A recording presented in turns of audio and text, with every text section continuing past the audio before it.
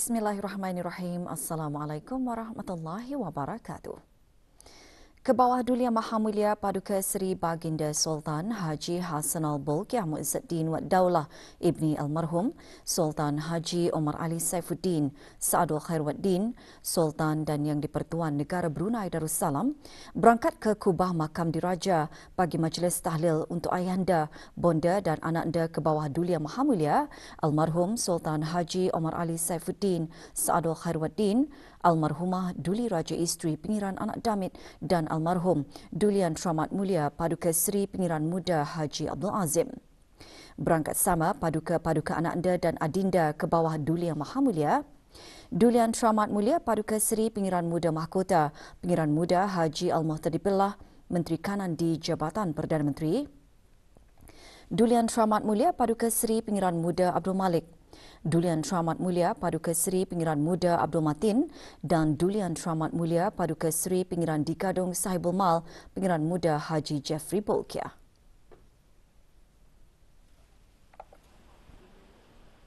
Keberangkatan Kebawah Dulia Maha Mulia dijunjung oleh Yang Amat Mulia Pengiran Indra Setia Diraja Sahibul Karib Pengiran Anak Haji Idris bin Pengiran Maharaja Lela Pengiran Muda Abdul Kahar, Yang di-Pertua Adat Istiadat Negara dan Yang Berhormat Pihin Udana Khatib Datuk Paduka Seri Setia Ustaz Haji Awang Badarudin bin Pengarah Datuk Paduka Haji Awang Uthman, Menteri Hal Ehwal Ugama.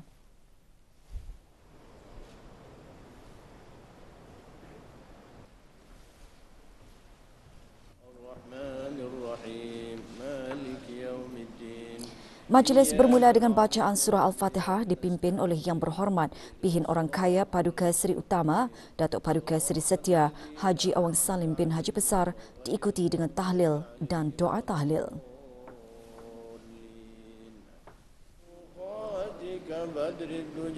Sayyidina Muhammad wa ala alihi wa sahbihi wa sallim عدد معلوماتك ومداد كلماتك كلما ذكرك الذاكرون وغفل عن ذكرك الغافلون بحمده سبحان الله بحمده سبحان الله بحمده سبحان الله بحمده سبحان الله بحمده سبحان الله بحمده ووفقنا لطاعتك أجمعين واجعلنا هادين مهتدين غير ضالين ولا مضل برحمتك يا أرحم الراحمين. ربنا آتنا في الدنيا حسنة وفي الآخرة حسنة وقنا عذاب النار وصلى الله على سيدنا محمد وعلى آله وصحبه أجمعين بفضل سبحان ربك رب العزة عما يصفون وسلام على المرسلين والحمد لله رب العالمين. Kebawah Dulia Maha Mulia kemudian menjirus air asah-asahan ke atas makam almarhum ayahanda, bonda dan anakanda baginda.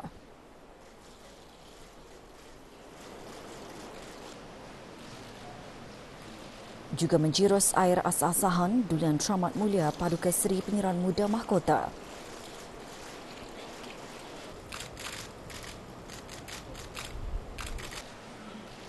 Diikuti oleh Dulian Teramat Mulia Paduka Seri Pengiran Muda Abdul Malik.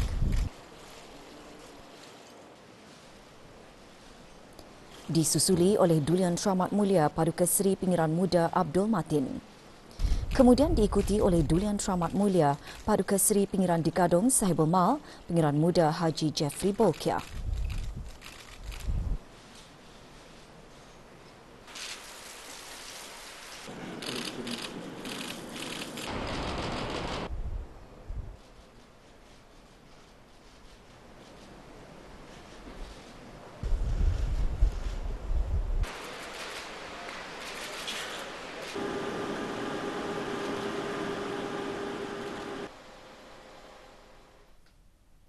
Berikut saksikan sorotan detik-detik bermakna Kebawah Dulia Maha Mulia berangkat ke Kubah Makam Diraja bagi majlis tahlil bagi ayahanda, bonda dan anakanda baginda.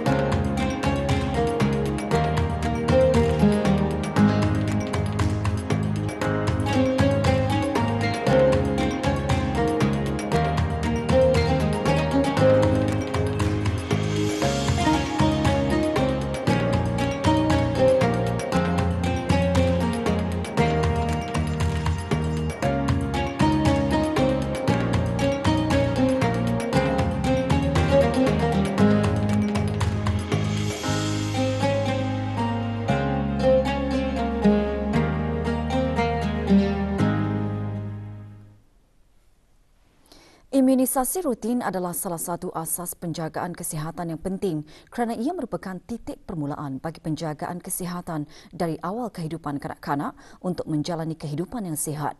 Kerajaan Kebawah Duli Yang Maha Mulia Paduka Seri Baginda Sultan dan Yang di-Pertuan Negara Brunei Darussalam melalui Kementerian Kesihatan terus komited dalam menyediakan program imunisasi yang komprehensif kepada semua rakyat dan penduduk sehingga mencapai kadar perlindungan imunisasi tahunan lebih 95% dalam tempoh 10 tahun yang lalu. Perkara itu antara yang dikongsikan dalam Perutusan Menteri Kesihatan sempena Minggu Imunisasi Sedunia 2023.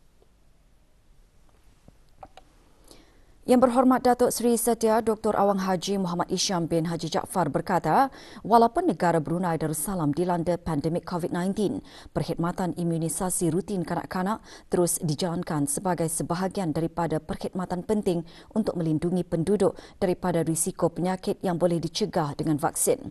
Vaksinasi untuk wanita mengandung dan golongan berisiko tinggi juga diberikan.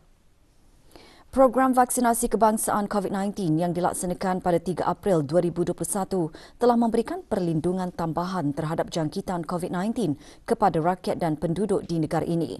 Sehingga 31 Mac 2023, lebih 1 juta dos vaksin COVID-19 diberikan di seluruh negara. Oleh itu, kadar liputan vaksinasi COVID-19 di negara Brunei Darussalam kekal berada di tahap yang tinggi. Sambutan Minggu Imunisasi Sedunia tahun ini yang bertemakan The Big Catch-up diadakan pada 24 hingga 30 April 2023. Sebagai sokongan kepada tema tersebut, Kerajaan Kebawah Duli Yang Maha Mulia akan terus memainkan peranan dalam memastikan kesemua rakyat dan penduduk di setiap peringkat umur mendapat manfaat sepenuhnya daripada vaksin. Sambutan seumpamanya juga dihasrat dijadikan sebagai satu iltizam yang kuat dan berkesan agar setiap individu di negara ini untuk lebih menghargai kesihatan diri sendiri, lebih bertanggungjawab dalam memastikan pengambilan vaksin yang sepatutnya dan mencapai wawasan Brunei 2035 iaitu pencapaian kualiti hidup penduduk yang tinggi.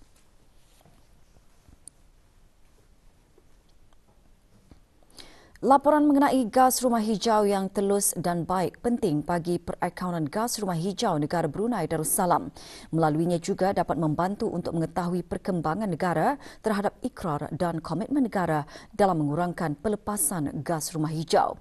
Menteri di Jabatan Perdana Menteri dan Menteri Kewangan dan Ekonomi Kedua berucap demikian pada majlis pelancaran Direktif Laporan Mandateri bagi gas rumah hijau di Jabatan Perdana Menteri. Menurut Yang Berhormat Datuk Seri Setia, Dr. Awang Haji Muhammad Amin Liu bin Abdullah yang juga pengerusi bersama Majlis Kebangsaan Perubahan Iklim Negara Brunei Darussalam (PNCCC), data yang tepat dan boleh dipercayai mengenai pelepasan gas rumah hijau perlu untuk menyokong penggubalan dasar menilai keberkesanan usaha untuk menangani perubahan iklim dan bagi memperuntukkan sumber ke arah tindakan iklim. The implementation of this directive is vital to addressing our climate challenges and serves as a clear demonstration of our government's dedication to transparency and accountability, in addition to enabling us to meet our national and international obligation, inshallah. Direktif memainkan peranan penting bagi membantu negara mencapai sasaran komitmen di bawah Perjanjian Paris iaitu mengurangkan jumlah pelepasan gas rumah hijau 20% berbanding tahap business as usual menjelang tahun 2030. Dalam meningkatkan lagi komitmen tindakan iklim, sasaran negara adalah ke arah sifar bersih menjelang tahun 2050 melalui peralihan tenaga dan pemeliharaan hutan.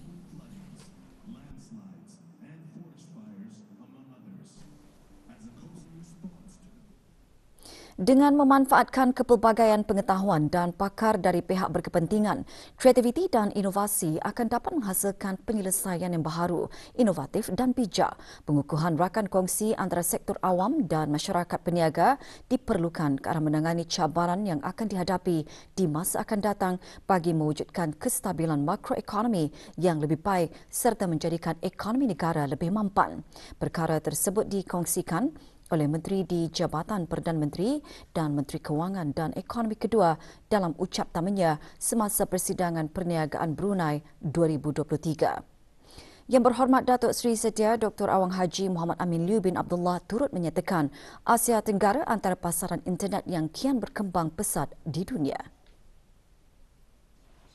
The Economy Southeast Asia 2022 report projects that Southeast Asia's digital economy is approaching $200 billion in 2022, 3 years earlier than anticipated, potentially reaching up to $1 trillion by 2030 if the full potential can be unlocked. We must also renew our efforts in ensuring sustainable development in our agenda, as our region is one of the most at-risk areas from the impacts of climate change. Persidangan Perniagaan Brunei merupakan elemen bagi program ekonomi Brunei yang dihoskan oleh APEC dan Majlis Penasihat Perniagaan ASEAN Brunei Darussalam dalam kerjasama organisasi sektor awam dan swasta. Penganjurannya bertujuan menghubungkan APEC dan keutamaan ASEAN dengan komuniti perniagaan dan menyumbang ke arah mencapai wawasan Brunei 2035. Persidangan berlangsung di salah sebuah hotel di Cerudong.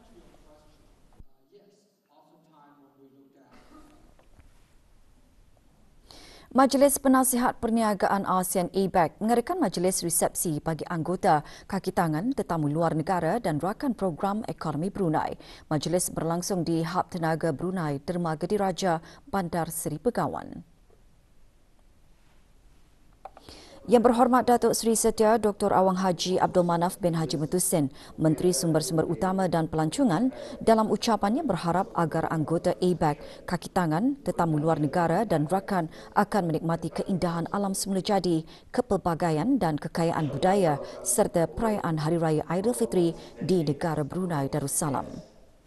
I do believe that for many of you, this is the first visit to our beautiful country. Majlis Penasihat Perniagaan ASEAN Brunei akan memperkenalkan dagang Borneo, perdagangan digital dan platform kesan pelaburan Pagina di Borneo. Platform tersebut bertujuan menyediakan akses kewangan dan kemudahan pertumbuhan, perusahaan sosial mampan dan portfolio lingkungan ekonomi.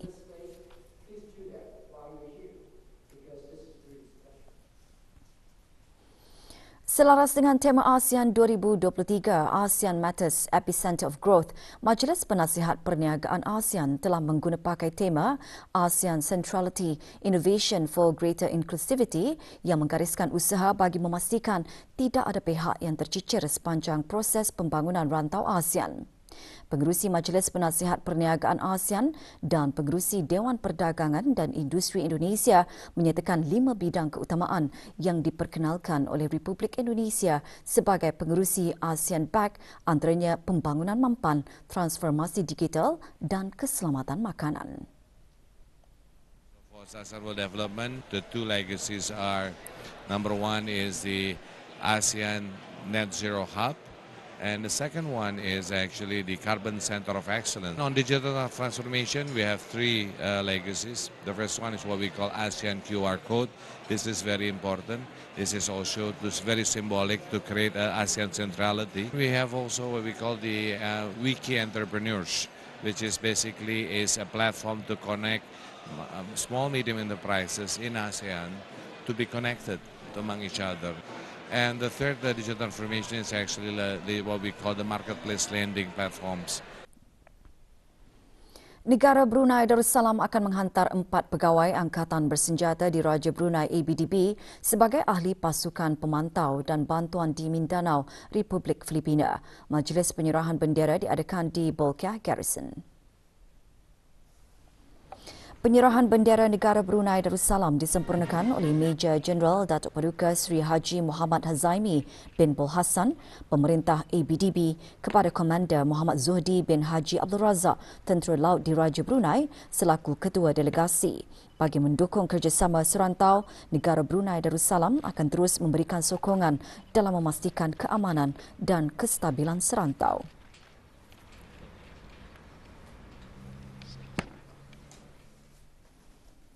Sambutan Hari Raya Aidilfitri tahun ini lebih bermakna bagi saudara-saudara baru di daerah Temburong, terutama bagi mereka yang baru pertama kali meraikannya. Apakah yang menyebabkan Lebaran kali ini lebih bermakna? Adrian Faizul Samad ada laporannya. Syawal tiba lagi. Bagi saudara-saudara baru di daerah Temurong, Syawal tahun ini menjadi detik yang sangat bermakna kerana ia dapat disambut bersama ahli keluarga dan sanak saudara. Bagi saudara-saudara baru yang pertama kali merayakannya, Aidilfitri lebih terasa kemeriahannya. Bersyukurlah. Pertama kalinya orang beraya bersama keluarga lah, keluarga aku sendirilah. Mula-mula selepas takbir raya, habis takbir raya macam kena menangis. Amalan ziarah menziarahi dan berkunjung-kunjungan pasti dapat mengeratkan lagi tali silaturahim sesama Islam. Bahkan, saudara-saudara baru tidak dapat membendung perasaan sebab apabila mendengar laungan takbir pada malam raya.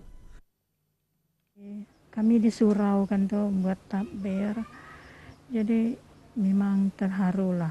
Sebab mana macam tidak cakap lagi macam mana. Tidak tahu kenapa, mungkin nikmat puasa tu kali ini. Pengalaman merasai sendiri kemeriahan Aidilfitri akan tetap terpahat dalam ingatan saudara-saudara baru.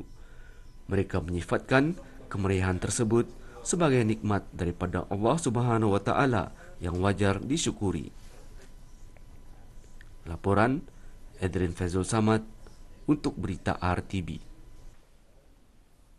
Ucapan selamat Hari Raya menjadi pengganti diri bagi yang tidak berpeluang untuk bersua muka di Syawal ini. Auda kami kongsikan beberapa ucapan Hari Raya Aidilfitri. Selamat Hari Raya Aidilfitri, mahal zahir dan batin. Selamat Hari Raya Aidilfitri, mahal zahir dan batin. Bismillahirrahmanirrahim. Allahu Akbar, Allahu Akbar, Allahu Akbar, walillahil hamd. Kami daripada keluarga Rimba ingin mengucapkan Selamat Hari Raya Aidilfitri, maaf zahir dan batin. Assalamualaikum, saya Sarah Wahsyirah, dikenali sebagai Yayah atau Iyah. Ingin mengucapkan Selamat Hari Raya Aidilfitri, maaf zahir dan batin kepada keluarga dan kawan-kawan. 5 buah syarikat tempatan diarah membayar denda di Mahkamah Magistrate kerana gagal mematuhi Akta Cukai Pendapatan Penggal 35 iaitu gagal menghadapkan penyata cukai pendapatan di antara bulan Disember 2022 hingga Mac 2023. Hater Sendirian Berhad dan Restoran Amin Said dan anak-anak Sendirian Berhad masing-masing dikenakan denda sebanyak RM5,000. Sunli Logistik Sendirian Berhad dikenakan denda RM4,000. Seri Yasra Enterprise Sendirian Berhad dikenakan denda RM3,000 dan Hamikar Sendirian Berhad dikenakan denda sebanyak RM2,000. Syarikat-syarikat yang berdaftar di bawah Akta Syarikat Penggal 39 perlu menghadapkan penyata cukai pendapatan masing-masing selewat-lewatnya pada 30 Jun bagi tahun taksiran yang berkenaan. Autoriti Makanan Brunei Darussalam BDFA memaklumkan penarikan balik 2 mi segera iaitu mi kari putih Ahlai dari Malaysia dan mi Indomie perisa ayam istimewa oleh Jabatan Kesihatan Taipei. Penarikan balik 2 produk berkenaan adalah berikutan hasil ujian makmal yang melaporkan kehadiran sejenis racun perosak ethylene oksida dalam produk tersebut. BDFA telah menghubungi pengimport produk jenama berkaitan di negara Brunei Darussalam dan telah mengesahkan bahawa tiada kemasukan produk-produk terbabit ke negara ini. Ethylene oksida merupakan sejenis racun perosak yang tidak dibenarkan dalam makanan dan akan menimbulkan masalah kesihatan jika terdedah dalam jangka masa panjang. BDFA mengingatkan di bawah Akta Kesihatan Awam Makanan Penggal 182, sesiapa yang menyediakan, menjual atau mengimport makanan yang boleh memudaratkan kesihatan boleh dipenjara selama 5 tahun atau dikenakan suatu denda atau kedua-duanya sekali.